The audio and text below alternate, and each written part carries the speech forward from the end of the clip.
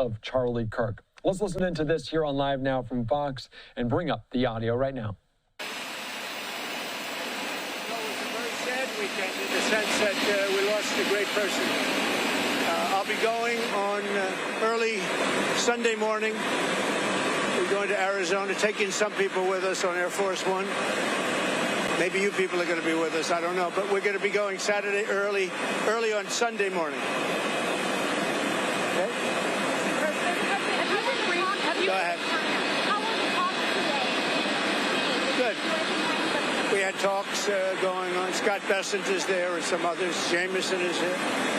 And, yeah, I think they're going fine. When will you impose tariffs on China? We're going to see, but we've hit them very hard in so many other ways. I don't know if you know. Do you know what they're paying right now? What are they paying right now? You know what China's paying right now in tariffs? Huh?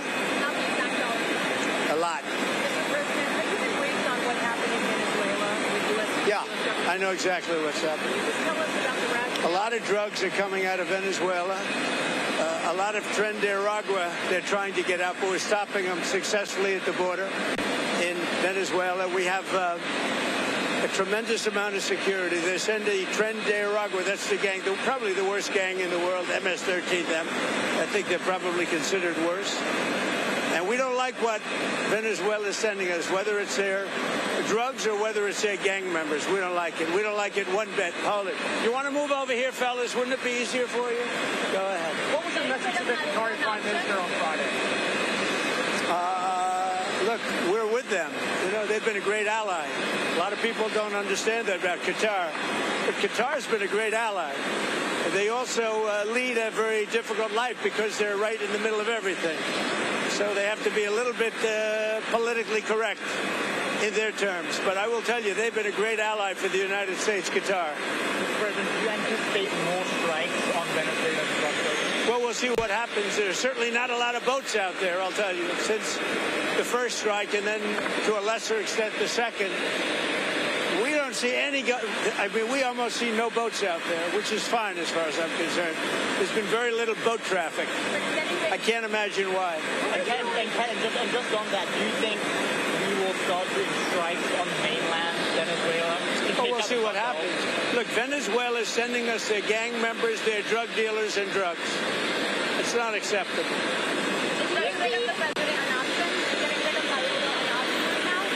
We'll see what happens. Not an option or not option. We'll see. We had an election that was wrong. It was almost as corrupt as our election of 2020. You know that? You know what I'm talking about? I wouldn't say theirs was much more corrupt, but it was certainly corrupt. But ours was corrupt also. I may or may not. They're negotiating TikTok right now. We may let it die, or we may, I don't know. It depends. Up to China. It doesn't matter too much. I'd like to do it for the kids. They like it. I mean, selfishly speaking, I did very well on TikTok, and I got the youth vote. I got numbers that nobody's ever even come close to in the Republican Party. Nobody. If you look back to Romney and all these people, they got practically no votes. I got a lot. And some was attributed to TikTok, and a lot was attributed to Charlie. What was your message to President Netanyahu about strikes on Qatar? It was reported you spoke. Well, my message is this. They have to be very, very careful. They have to do something about Hamas. But Qatar has been a great ally to the United States. A lot of people don't know that. I told the Emir, who I think is a wonderful person, actually, I said, you need better public relations because you don't really get the public relations. I mean, people talk of it so badly, and they shouldn't be. Qatar's been a very great ally. So Israel and everybody else, we have to be careful. When we attack people, we have to be careful. You mentioned Charlie Kirk, sir. What organizations on the left do you anticipate investigating? You talked about this last week. Well, the problem is on the left. If you look at the problem is on the left. It's not on the right, like some people like to say on the right. The problem we have is on the left. And when you look at the agitators, you look at the scum that speaks so badly of our country, the American flag burnings all over the place, that's the left. That's not the right. Do you plan on investigating investigating. We'll see. We'll be announcing. They're already under investigation. You know, they're already under major investigation. A lot of the people that you would traditionally say are on the left. They're already under investigation? Already under investigation. Have you asked to start revoking the visas of those who have celebrated Charlie Kirk's death? What? Have you asked to start revoking the visas of the foreigners who have celebrated Charlie Kirk's death? No, we haven't, but we are looking at names. We don't like that. That's not right. We wouldn't celebrate if something happened on their side, and we don't. These are sick people. These are really deranged people. Any progress on the Fed chairman, sir? Well, other than I don't like him. No, but He's incompetent. The Fed chairman's incompetent. Sure, I have three people that I like a lot. Any one of them would do a good job. Mr. President, one more on Venezuela. But I think you have a big cut because I don't think he can help but cutting. It's perfect for cutting. And the thing that he's hurting most is housing for people. But because we're doing well in everything. Energy's way down. Groceries are down. Everything, almost everything is way down. But housing, because of the Fed, is not what it should be. Okay, but it's not what it should be. I'm sorry. Ahead of the UK trip. What about it? Expecting ahead of the UK trip. Nothing. The trip to UK is going to be incredible. They've never done it before. Twice honored. And that's because we had non-consecutive terms. You know that. You probably know. But back in the days of Grover's leaving, I don't think they did this too easily. So we'll see. But this is the first time it's ever happened. And Windsor is supposed to be amazing. They've never used Windsor. They've never had Windsor for this. And they're going to be doing Windsor Castle. It's going to be very exciting. I think a lot of you are going with me. You going with us? Huh? Are you going with us, Maggie? Not with you. Good. Just one more on Venezuela. The president of Venezuela called the strike on the boat illegal. Are you concerned that Maduro might escalate something? No, what's illegal are the drugs that were on the boat and the drugs that are being sent into our country and the fact that 300 million people died last year from drugs. That's what's illegal. Do you think he's not telling the truth when he said it was a fisherman's boat? Do you think that he's... Oh, give me a break. You could see it. You saw the bags of white everything right through the bags.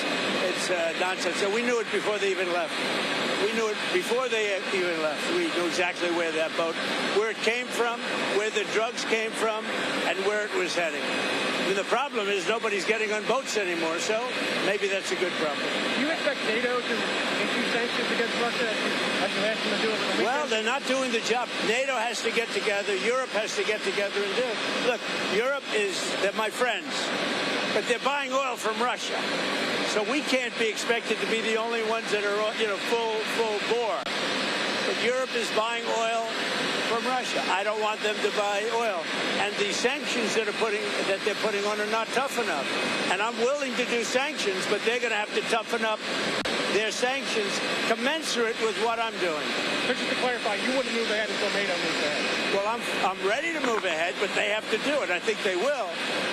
But right now they're talking and they're not doing. Look, they're buying oil from Russia. We're not buying oil from Russia. They're buying a lot of oil from Russia. That's not the deal. Sir, on Putin, 2 weeks ago you told us that you would decide who was more to blame for the impact of the talks, whether it's Ukraine or whether it's Russia. How are you feeling right now? But when you say impact of what? The impasse. Sorry, but nothing's happening. The impasse? It's not going to matter because when they go in, they're going to be very, very strong. So it's not going to matter. Maggie, go ahead. Mr. President, European nations do still buy, some of them, buy natural gas from Russia. Would you like to see that pulled back as well? That's not the deal, though. Okay. The deal is they're not supposed, whether it's natural gas or whether it's cigarettes, I don't care. They're not supposed to be buying from Russia. We're spending a lot of money giving. Now, I will say this. Right now, we're just selling weapons to NATO. It's pretty amazing. Biden spent $350 billion. I'm spending nothing. In fact, we're making money. But I want to stop the killing. So it just came out, or I think it came out, but I know for a fact, almost 8,000 young soldiers died this week between the two countries. A little bit more from Russia, but divided. When you're the aggressor, you lose more. I don't know if you know that, but in war, when you're the aggressor, you tend to lose more. But it was a little bit more for Russia, but it was 8,000, a little bit more than 8,017, actually, died this week in that war. Why? And they're Russians. They're not American soldiers, but they're still human beings. their souls, and I want to stop it. And you know, I stopped 7 wars. I thought this was going to be an easy one for me, but this has turned out to be tough. The hatred between Zelensky and Putin is unfathomable. Do you still believe that they will talk? That they will have a... I don't know. I think I'm going to have to do all the talking. They hate each other. When do you think that will take place? I don't know. Relatively soon. Has any of the NATO We're going to get it worked out one way or the other, but relatively soon. Has any of the NATO They hate each other so much they can't breathe. So I'm going to have to get involved. Has any of the NATO members responded to the letter you sent yesterday? Yeah. Can you tell us? They know it's true. Can you say They don't want to deny it, you know. They said, well, I'd rather not talk about it. I said, what do you mean you'd rather not? That means you're guilty, right? Yeah, no, they agree. I mean, look, they're buying oil. And they're buying it through a couple of countries that are selling it. So they're not buying it directly. Countries are buying oil from Russia and selling it into certain NATO countries. Not all, but certain very substantial NATO countries. That's not the deal. Okay? We all set? Just one more. Are we all set? We're good. You go ahead, Sorry, last one. Just to clarify then, do you anticipate the next step with the Ukraine folks to be a summit, like a trilateral summit? There'll be talks, whether you call it a summit or just a get-together. It doesn't matter. But I'll probably have to get... They hate each other so much they almost can't talk. They're incapable of talking to each other. Thank you. Mr. President, will the First Lady accompany you to Charlie Kirk's memorial next week? I didn't ask her that, but a lot of people are.